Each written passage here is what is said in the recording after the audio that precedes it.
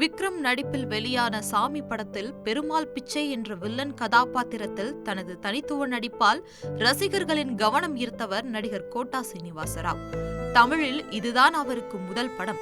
இந்த படம் மிகப்பெரிய வெற்றி பெற்றது. தொடர்ந்து அவர் தமிழில் குத்து, ஜோர், ஏய், திருப்பாச்சி, பரமசிவம், சத்தியம், கோ, சாமி 2, காத்தாடி என்று பல படங்களில் நடித்திருந்தார். 2013ஆம் ஆண்டு எம். ராஜேஷ் இயக்கத்தில் கார்த்தி நடித்திருந்த ஆலினால் அழகு ராஜா படத்தில் கோட்டா சீனிவாசராவ் ஒரு புதிய கதாபாத்திரத்தில் நடித்திருந்தார். சொக்கநாதன் என்ற கதாபாத்திரத்தில் நகைக்கடை வியாபாரியாக நகைச்சுவை நடிப்பில் நடித்திருந்தார். இன்னும் பல படங்களில் அவர் வில்லத்தனத்தால் பாராட்டப்பட்டவர் கோட்டா சீனிவாசராவ். இவர் தமிழ் மட்டுமில்லாமல் தெலுங்கு, மலையாளம், கன்னடம், ஹிந்தி உள்ளிட்ட மொழிகளிலும் நடித்திருந்தார். நடிகர், பாடகர், டப்பிங் கலைஞர் என பன்முக திறமை கொண்ட இவர் மொத்தம் 750 படங்களுக்கு மேல் நடித்துள்ளார்.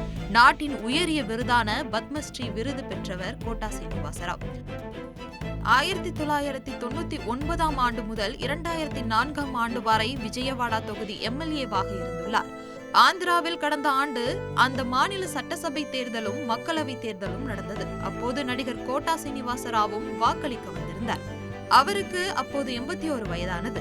ஆள் அடையாளமே தெரியாத அளவிற்கு தள்ளாடியபடி வந்திருந்தார். அவரை உதவியாளர் கைத்தாங்கலாக பிடித்துக் கொண்டு வந்திருந்தனர். இந்த வீடியோக்கள் சமூக வலைதளங்களில் வைரலானது. சாமி படத்தில் விக்ரமை மிரட்டிய வில்லனா இப்படி இருக்கிறார் என ரசிகர்கள் அதிர்ச்சி அடைந்தனர்.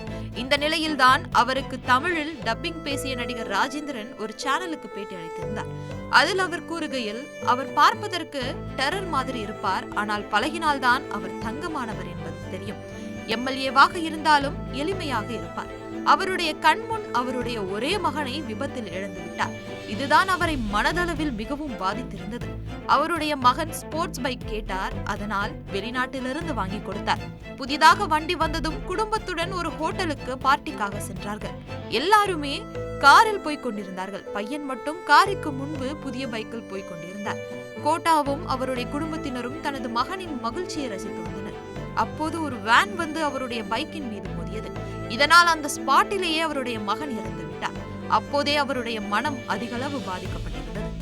இத்தனை பெயர், புகழ், பணம், சொத்து, சுகம் இருந்தும் தனது மகனை இழந்து விட்டோம் என தினம் கண்ணீர் விட்டு வடித்து வருகிறார் என்று தெரிவித்தார். சமீபத்தில் தயாரிப்பாளர் பண்டலா கணேஷ் கோட்டா சீனிவாசராவை சந்தித்த புகைப்படத்தை தனது எக்ஸ் தளத்தில் பகிர்ந்திருந்தார்.